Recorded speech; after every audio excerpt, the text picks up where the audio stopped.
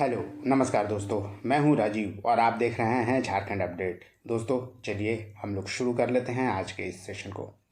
और आज के इस सेशन में हम लोग झारखंड करंट अफेयर्स में देखने वाले हैं अवार्ड्स एंड ऑनर्स। और अवार्ड्स एंड ऑनर्स में जो इम्पोर्टेंट अवार्ड्स एंड ऑनर्स दिए गए हैं पिछले 1-1.5 वर्षों में, उसमें कुछ अवार्ड्स को हम लोग आज फिर से देख लेते हैं। कई अवार्ड्स और ऑनर्स का वीडियो मैंने अपलोड कर दिया है, आप उसे देख सकते हैं प्लेलिस्ट में जाकर।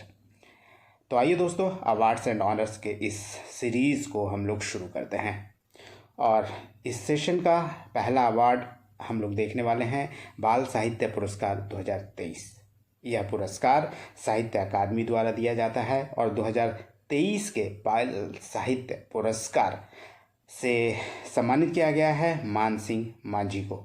और मानसिंह मांझी को संथाली भाषा के लिए उनकी पुस्तक नेने पेटे के लिए बाल साहित्य पुरस्कार से सम्मानित किया गया। आपको बता दें कि संथाली भाषा का यह पुस्तक नेने पेटे बच्चों की लघु कहानी है और बाल साहित्य पुरस्कार से इस पुस्तक को सम्मानित किया गया है और इसके लेखक मानसिंह मांझी है। मानसिंह मांझी के बारे में दोस्तों आपको बता दें कि ये जमशेदपुर के रहने वाले हैं। उनका जन्म 1963 में सरायकेला खरसावां जिले के राजनगर के पताकोचा गांव में हुआ था। उनकी पत्नी रानी मार्डी हैं और संथाली फिल्मों की प्रसिद्ध पार्श्व गायिका हैं रानी मार्डी। इसके अलावा मानसिंह मांझी अब तक 5 पुस्तकें भी लिख चुके हैं। 1986 से कहानियाँ और गीत मानसिंह मांझी लिख रहे हैं, परंतु काफ़ी लंबे समय के बाद यानी लगभग 37 वर्षों के बाद उन्हें एक बड़ा पुरस्कार से सम्मानित किया गया है।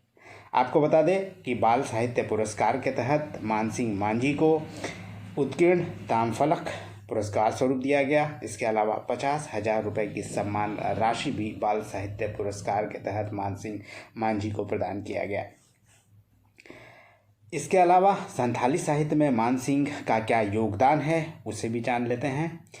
मानसिंह मांझी अब तक 5 पुस्तकें लिख चुके हैं और वह प्रकाशित भी हो चुकी है। उनकी पहली पुस्तक राहला रिमिल दनांग खोन था, जो कि एक कविता संग्रह है और 2014 में ये प्रकाशित हुई थी। इसके अलावा उनकी और जो अन्य पुस्तकें हैं उनमें कुछ प्रमुख हैं अरे कहानी और सकाम ओडेज।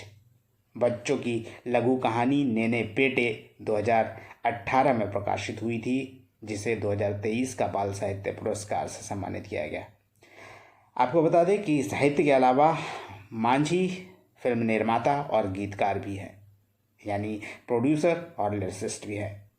दोनों ही रूप में यानी प्रोड्यूसर और लिरिसिस्ट के रूप में उन्होंने संथाली सिनेमा में भी महत्वपूर्ण योगदान दिया है और 5 फिल्मों का उन्होंने निर्माण किया है, जिनमें कुछ प्रमुख हैं मुगुद दुलाद, मुगुद मोधे महा और लुगु लुमांग। तो ये था दोस्तों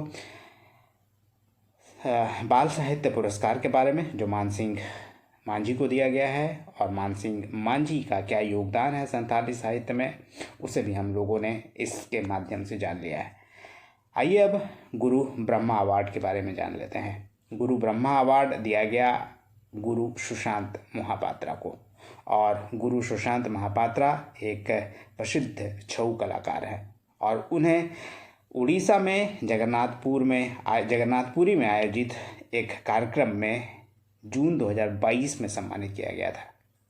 गुरु सुशांत मोहापात्रा द्वारा बनाए गए 6 मुखौटे की प्रदर्शनी आपको बता दें कि देश विदेश में लगाई जा चुकी है, जैसे अमेरिका के न्यूयॉर्क, बर्लिन, वियना के अलावा देश के राजधानी दिल्ली समेत मुंबई, कोलकाता और अन्य शहरों में तो इसे लगाया ही जा चुका है, यानी प्रदर्शनी लगाया ही जा चुका है। और ये सरायकेला शैली छऊ मुखौटे के एक बड़े कलाकार हैं और इसका प्रदर्शन कई जगह पे हो चुका है। गुरु मोहापात्रा के द्वारा बनाया गया मुखौटा कुछ दिनों पहले प्रधानमंत्री मोदी को भी भेंट किया जा चुका है। आपको बता दें कि इनके बड़े पिता थे प्रसन्न कुमार महापात्रा, जो कि सरायकेला शैली के पहला आधुनिक मुखौटा तैयार किया था उन्होंने, और 1925 में उन्होंने यह तैयार किया था आधुनिक मुखौटा, जो अभी यह छऊ नृत्य का पहचान बन गया है। गुरु सुशांत महापात्रा जब 8 वर्ष के थे उसी समय अपने बड़े पिताजी से यानी गुरु प्रसन्न महापात्र की प्रेरणा से मुखौटा निर्माण की कला को उन्होंने सीखा था। इसके पश्चात इस मुखौटे का प्रचलन लगातार बढ़ने लगा और अब यह मुखौटा सरायकेला शैली छऊ नृत्य का पहचान बन गई है। चलिए दोस्तों, अब नेक्स्ट अवार्ड को देखते हैं और यह अवार्ड है sir Jahangir Gandhi medal for industrial and social peace 2023 और यह पुरस्कार इस वर्ष दिया गया है मैरिको के चेयरमैन श्री हर्ष मारीवाला को। और यह पुरस्कार XLRI यानी जेवियर लेबर रिलेशंस इंस्टीट्यूट के 67वें दीक्षांत समारोह के दौरान एक कार्यक्रम के दौरान अप्रैल 2023 में श्री हर्ष मारीवाला को यह पुरस्कार दिया गया। इसके अलावा इस दौरान प्रतिष्ठित सर जहांगीर गांधी मेडल भी उन्हें दिया गया। इसके अलावा आपको बता दें कि यह पुरस्कार की शुरुआत XLRI द्वारा 1966 में की गई थी और XLRI के बोर्ड ऑफ गवर्नर्स रहे सर जहांगीर गांधी की स्मृति में यह पुरस्कार प्रतिवर्ष दिया जाता है। यह पुरस्कार उस व्यक्ति को दिया जाता है जिसने अपने संस्थान को ऊंचाई तक पहुंचाया हो और देश के विकास में उस संस्था का योगदान रहा हो और पॉजिटिव प्रभाव पड़ा हो देश पर। Sir Jahangir Gandhi medal for industrial and social peace अब तक कई नामचीन हस्तियों को प्रदान किया जा चुका है, जिसमें सर्वप्रमुख हैं नीतीश कुमार जो कि वर्तमान में मुख्यमंत्री हैं बिहार के। उन्हें 2011 में सम्मानित किया गया था इस पुरस्कार से। इसके अलावा इन्फोसिस के NR नारायण मूर्ति, HCL के संस्थापक शिव नाडर, SBI के चेयरमैन रही अरुंधति भट्टाचार्य, गोदरेज समूह के चेयरमैन आदि गोदरेज, हिंदुस्तान यूनिलीवर के चेयरमैन संजीव मेहता आदि जैसे लोगों को sir Jahangir Gandhi medal for industrial and social peace से पूर्व में सम्मानित किया जा चुका है। आइए अब देखते हैं अगले पुरस्कार को और यह पुरस्कार है ऑर्डर ऑफ ऑस्ट्रेलिया अवार्ड 2023। यह पुरस्कार उद्योगपति और टाटा सन्स के मानद चेयरमैन रतन टाटा को दिया गया। आपको बता दें कि order of Australia award Australia का सर्वोच्च नागरिक सम्मान है।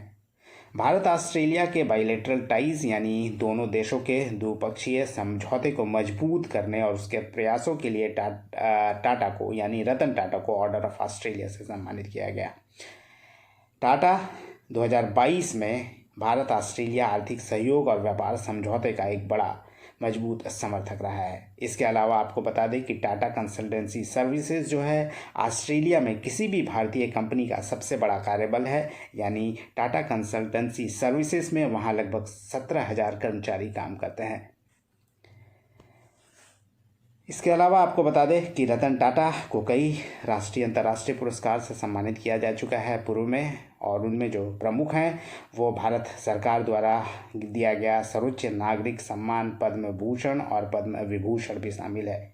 इसके अलावा उन्हें परोपकार के लिए Carnegie medal, Ernst and Young entrepreneur of the year, lifetime achievement award, Harvard business school alumni achievement award और honorary knight commander of the order of the British empire से भी सम्मानित किया जा चुका है। इसके अलावा देश दुनिया के प्रतिष्ठित विश्वविद्यालयों से कई मानद डिग्रियां भी उन्हें प्राप्त हो चुकी हैं। अब देख लेते हैं नेक्स्ट अवार्ड को और यह अवार्ड है emerging player of the season award. यह अवार्ड इंडियन वीमेंस लीग के emerging player of the season award अष्टम उरांव को दिया गया है, जो कि एक प्रसिद्ध फुटबॉल खिलाड़ी हैं।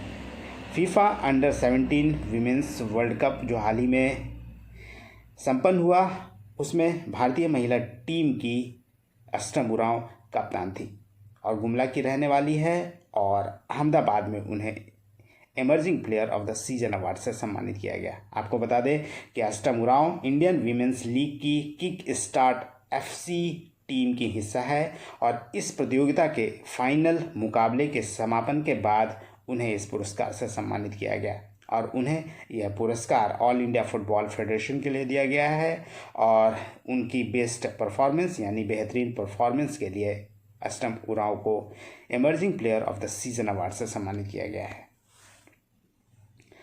अगला अवार्ड है दोस्तों शौर्य चक्र, और यह अवार्ड रक्षा मंत्रालय, भारत के रक्षा मंत्रालय द्वारा दिया जाता है। और 74वें गणतंत्र दिवस के पूर्व संध्या पर घोषित किया गया था 15 शौर्य चक्र विजेताओं के नाम, जिसमें से एक नाम था helicopter pilot group captain Yogendra के खंडालकर। आपको बता दें कि ये आईएएफ के उस दल में के नेतृत्व कर रहे थे जिसमें पिछले वर्ष यानी अप्रैल 2022 में त्रिकूट पहाड़ियों में रोपवे हादसा हुआ था, यानी केबल कार्स में 27 तीर्थयात्रियों को इन्होंने अपने अभियान में बचाया था। शौर्य चक्र के बारे में आपको बता दें कि यह देश का तीसरा सर्वोच्च शांतिकालीन वीरता पुरस्कार है, यानी third highest peace time gallantry award है। और जैसा कि दोस्तों आपको याद होगा, ये जो घटना घटी थी, यह घटना त्रिकूट पहाड़ी में घटी थी। इसमें 3 लोगों की मौत हो गई थी और ये दुर्घटना में 60 पर्यटक रोपवे कार्स में फंसे हुए थे।